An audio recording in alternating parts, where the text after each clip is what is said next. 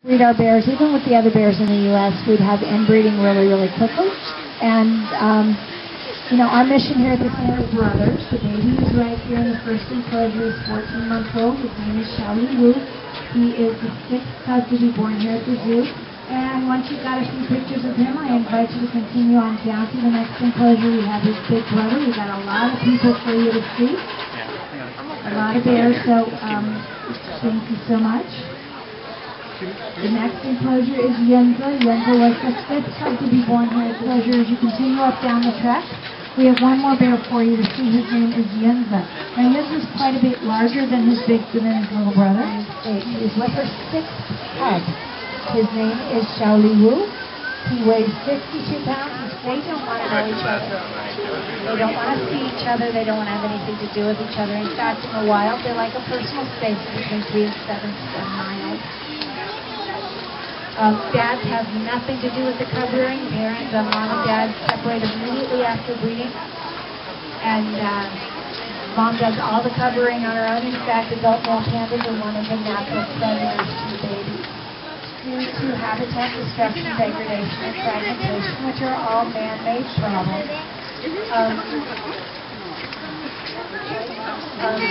They're bald, they're blind, they're deaf, and they squawk incessantly, which is kind of good because mom is huge and the baby's so small that mom needs to know where that baby is, and by him squawking, that helps. Remember, sometimes when they twin, they'll almost crush one. Well, sometimes. Now, it depends. I mean, we hear lots of stories of it. Right. Because they are so small and they're so care-intensive, mom cannot, the mom will take care of one of the twins and every couple of hours. That's what I've seen before.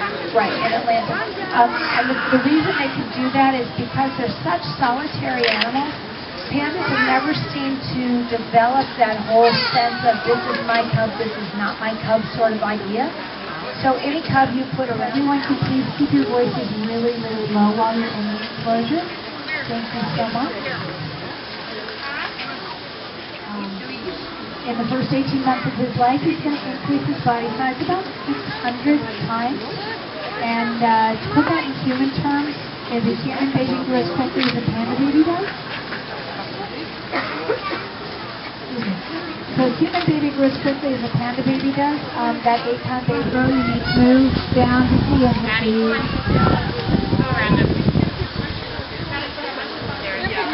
Guys, if you can take your people pictures, probably during the really brief mating period.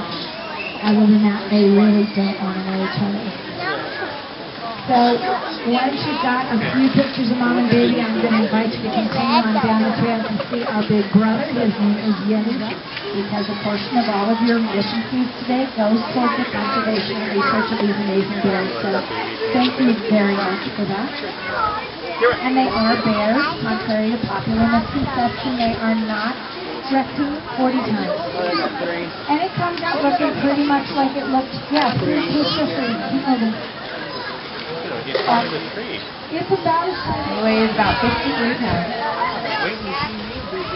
Cute little guy. That is cub number 6 for mom, so that's why I created quickly. They put on anywhere from 2 to 2.5 pounds a week, and they grow until they reach age 5. So at 5 years of age, that's when a panda is an adult. That's when they are fully grown. Poke to the other one.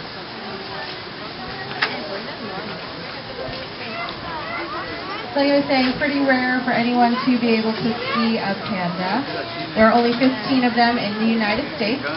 Now the reason for that is because each and every panda on the face of planet Earth is owned by the Chinese government. So how it all works is that they are loaned out for research and breeding purposes. So we are first and foremost a conservation organization here at San Diego Zoo. So we do research here, right where you're standing. This is called the Giant Panda Research Station after all. So there are weekly behavioral. He's in the terrible 2s, terrible 3s, awful 4s, forgetful 5s. I don't know when this stage really ends, but he's a terror. So he likes to mess with mom when she's trying to take a bear nap. He's hitting her in the face. He likes to chew on her back fat. Good for fun for him.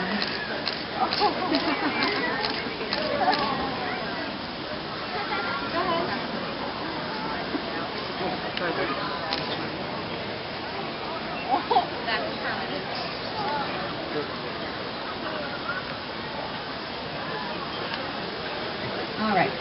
So yes, little guy does not like to leave mom alone. It's one of his hobbies. Bug mom whenever she's sleeping, whenever she's trying to get away. So she is a very good mom. Like I said, that is number 6 for her. But she's on the older side, so she's 22. So you can definitely tell her patience wears thin.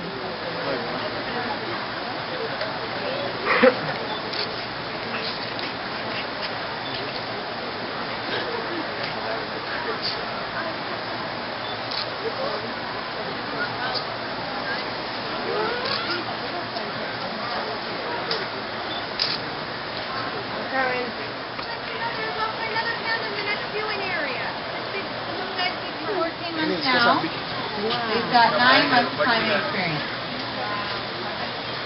So mom is down at the other end. Just remember that after you get a few pictures, that weight is almost down. Snack. So what she does is she'll take a small piece in her right paw there, and then she strips off the layers. So she doesn't like the outside stuff. That's really dry, crunchy stuff. What she wants is the inner juicy pulp, the very inside of that bamboo stalk. It's the most nutritious part. So after she peels off the outside layers, those layers usually fell onto her belly there.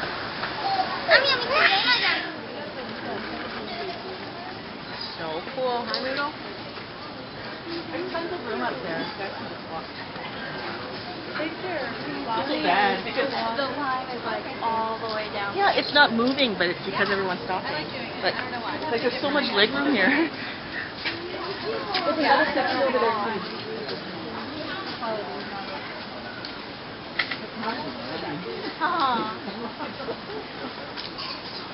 The last tunnel here, maybe that's so small that you only show it on camera. You don't know.